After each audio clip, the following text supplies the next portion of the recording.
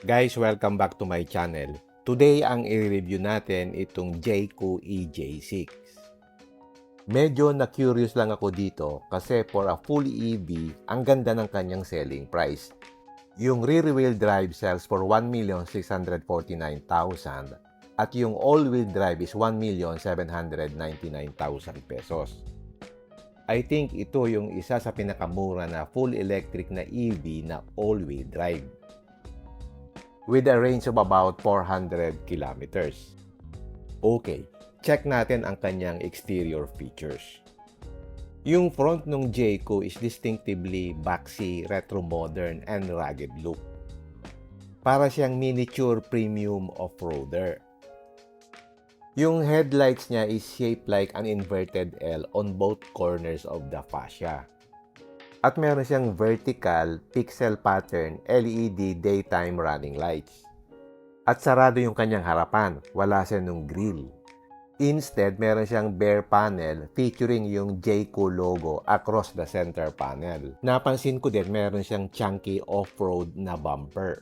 Parang meron siyang muscle-bound cladding that emphasizes its top 4x4 off-road capabilities. Yung hood niya is flat. Meron siyang parang nakatayo na right angle lines na nagpo-flow dun sa bulging na wheel arches on the sides. Sa side naman, boxy pa rin, 4x4 off-roader aesthetic ang datingan. Meron siyang muscular square wheel arches na bagay dun sa 19-inch na tires. At meron din siyang black cladding. Napansin ko din yung window line niya runs completely flat from the hood straight hanggang dun sa rear pillar. So it maximizes glass surface area for excellent visibility. Yung pillars niya are painted in high gloss black.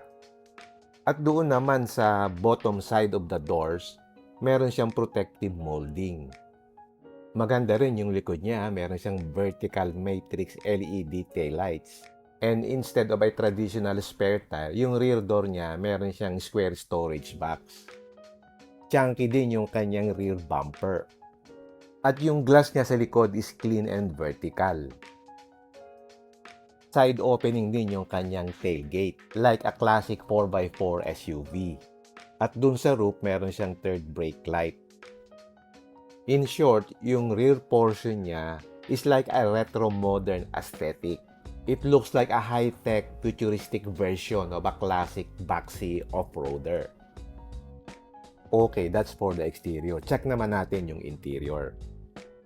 Yung handle niya merong hidden flash design.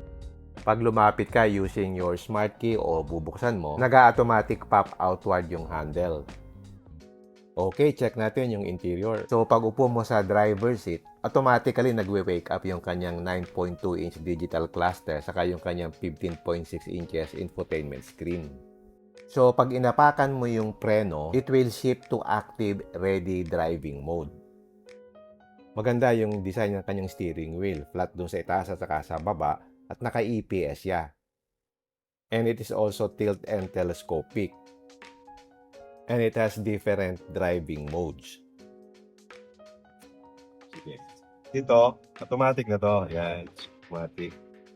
Yan po. Meron siyang lumbar support. Ito. Opo. May massage na rin yung sir. May massage din. Ito, may speaker din dito. Massage. Ito, soft touch. Soft touch siya. Soft. Leather to touch. sir. Oo. Tapos ito, may umiilaw siya dyan. Ano lang display yan sir? Display. So, maganda dito, ang laki. Yes. Ang laki ng screen. Medyo naiiba lang yung control dito sa manibela. Meron siyang parang maliit na ball dito na pinaiikot mo. Diyan ang control ng kanyang infotainment screen. Dito sa left side, you can also control yung aircon. Pahaba yung kanyang digital cluster. It's 9.2 inches. Tapos, meron siyang malaking infotainment screen. 15.6 inches yan. Minimalist ang design ng kanyang cabin. Kaya wala siyang external button. So, almost all vehicle controls nandun sa digital screen. For example, nasa screen yung control ng climate control, seat ventilation, selecting driving modes, and even yung adjusting yung side mirrors. Doon mo din i-control yung infotainment at navigation.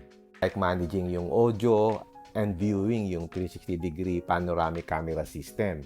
So, wireless charging. Okay. Ito naman, para sa ito. Sa mode, sir, ng car natin, kung anong gusto nyo takbo. Ayan. Ayan, may mode. Ilang mode yan? Madami. Muddy, bumpy, eco, normal, Sports. sports, Stop. custom. Yun. Marami nun. Medyo naiiba din talaga siya. Even yung control ng wiper, nandito sa screen. At yung right-hand steering column stalk ay ginawang gear selector. Okay. So, dito, ano meron dito? Killer natin yan, sir. So, meron ka dito ang chiller. Ayun. So, pwede kang maglagay ng soft drink dito para mapalamig. Isa lang. Okay, check pa natin yung ibang features niya. Dito meron siyang Type A saka Type C na port. Meron din siyang seat ventilation na nakokontrol mo dun sa screen. At dito sa premium na all-wheel drive, meron siyang massage function. At yung driver seat saka yung front passenger seat, meron silang multi-way power electronic adjustments. And even yung pagbukas ng glove box compartment, through the screen pa din. So, yung pag-open is dito. Ito na. Glove box. pwede po. Paano Ayan. siya i-open dito? Okay. Tapos pag sarado, Hindi na. hindi, manual na. Okay. So, meron din pala siyang auto hold. Yes, sir. May wireless charging. Yun lang ang sa tingin ko medyo hindi maganda dito kasi almost lahat ng controls nandito sa screen.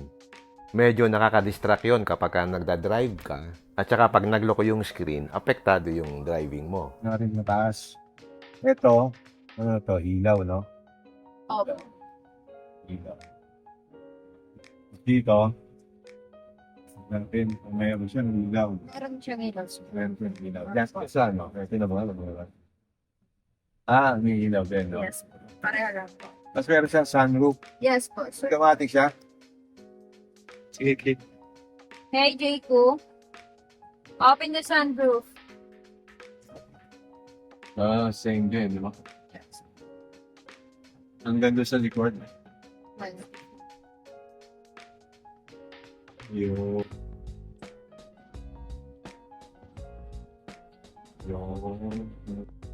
Jayco, close the sunroof.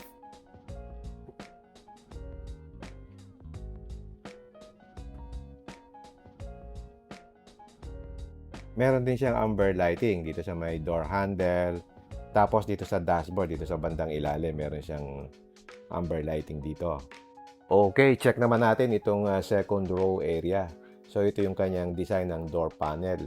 Dito nga pala yung pag-open ng door, pe-press mo yung button na ito. Soft touch material dito sa upper portion. Dito sa middle portion, soft touch din yan. Maganda rin yung quality ng window switch.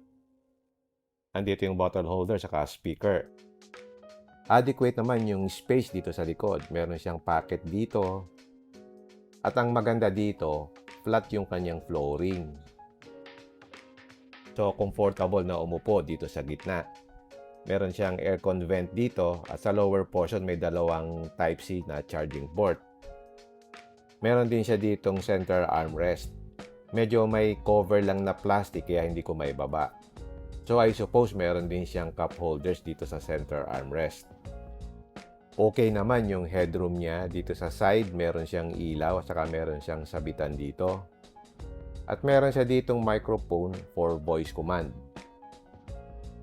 Okay, check naman natin itong likod. So ang opening dito sa side. So pag hinila mo siya, mag-o-open siya to the right. Dito sa likod ng door, meron siyang net dito. Pwede kang maglagay ng mga items. Then, meron siyang dalawang sabitan dito. At ito naman ang itsura ng kanyang pinaka-trunk area or cargo area. Meron siyang ilaw dito sa left side. So, check naman natin kung ano yung nasa ilalim nito. So, pag inangat mo yung cover, ito yung itsura ng ilalim. Meron siyang subwoofer dito. Wala nga pala siyang spare tire. So, nandito yung early warning device, yung kanyang tire sealant, saka yung kanyang charging cable. Okay, yan yung trunk space niya. Ito naman kanyang second row seat na ipa-flat yan. So, pagka ipinush mo siya, magpa-flat yan. 60-40 split nga pala siya. Pag iniangat mo din nga pala yung upuan, meron pa siyang compartment doon sa ilalim. Okay, check naman natin yung kanyang powertrain. So, pag inangat mo yung kanyang hood, ganito yung itsura niya kasi wala naman siyang makina. So, meron siyang either a single motor o kaya yung dual motor setup. Yung luxury variant na rear-wheel drive, single electric motor yon and 181 horsepower. Yung premium variant na all-wheel drive, dual electric motor yon at 275 horsepower. Maximum torque ng rear-wheel drive is 220 Nm, while dun sa all-wheel drive is 385 Nm. Battery capacity is 65.69 kWh dun sa rear-wheel drive, tapos 69.77 kWh sa all-wheel drive. At ang claim driving range is 410 km doon sa rear-wheel drive and 421 km doon sa all-wheel drive. So, yan ang drive range niya. Now, ano naman yung mga pros and cons nito? Ang unang pro niya, I think, would be yung kanyang competitive pricing. It's one of the cheapest full electric SUV. Second is yung kanyang head turning style. Boxy siya, rugged, retro-modern. Para siyang high-tech miniature luxury off-roader. Third, meron siyang instant EV power, particularly yung all-wheel drive. Mabilis din siya, 0 to 100 km per hour in 6.5 seconds. Other pro niya is yung kanyang premium cabin comfort. Meron siyang ventilated front seats, built-in massage function, premium sound system, luxury class driving experience. Isa pang pro niya is built siya from a high-strength all-aluminum body. At meron din siyang 7-year o 200,000 km vehicle warranty at saka 8 years doon sa battery. At ang isa pang maganda dito is mataas yung kanyang ground clearance. So, meron siyang 600 mm water wading depth capability. Ano naman yung mga cons niya? Ang pinaka-major con niya para sa akin is yung wala siyang physical button. So, almost all the controls nandun sa screen. So, it feels tedious and distracting while driving. Another con niya would be yung range. Although sinasabi niya 410 to 421 kilometers, in reality, siguro mga 320 to 350 kilometers lang ang range nito. Okay siya for daily urban driving, pero kung long provincial road trips, medyo kailangan mo ng careful planning.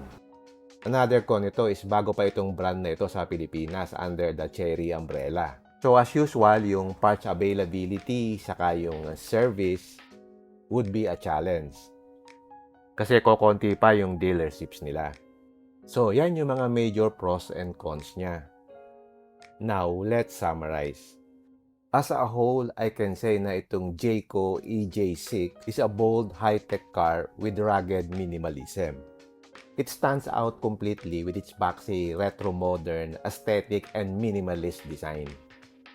So, mukhang practical siya sa urban driving, including yung kanyang 600 mm water wading depth. While it offers luxury class comforts like yung ventilated seats, saka yung 7 to 8 year warranty, buyers should adapt dun sa touchscreen learning curve. So, bagay siya sa mga tech-forward urban professionals na gusto yung unique, premium feeling electric SUV for daily driving. At komportable sila controlling yung kotse nila like a smartphone. But for me, hindi siya generally recommended as a first car. Kasi very distracting yung screen-only controls, especially sa mga new drivers. As a first-time car owner, you will be learning the ropes of vehicle maintenance. Adding range anxiety and the logistics of mapping out public DC fast chargers sa mga long road trips adds an extra layer of planning that traditional gasoline or hybrid cars don't require. But it is a good choice as a second car for an experienced driver. O kaya bagay ito sa mga tech-savvy buyer na merong home charger and is purely prepared dun sa digital-first lifestyle. So if you're looking for your very first car, perhaps yung traditional hybrid na crossover like yung mas maliit na Jayco J5 hybrid or similar models might serve you better. They give you electrified fuel savings without the charging logistics and they retain familiar, easy-to-use physical controls. But overall, very attractive siya. I like its boxy design. So, yan yung Jayco EJ6 electric SUV. Okay, hanggang dito na lang. If you like this video, don't forget to like, share, and subscribe. Until next time, see you again in my next vlog. Bye!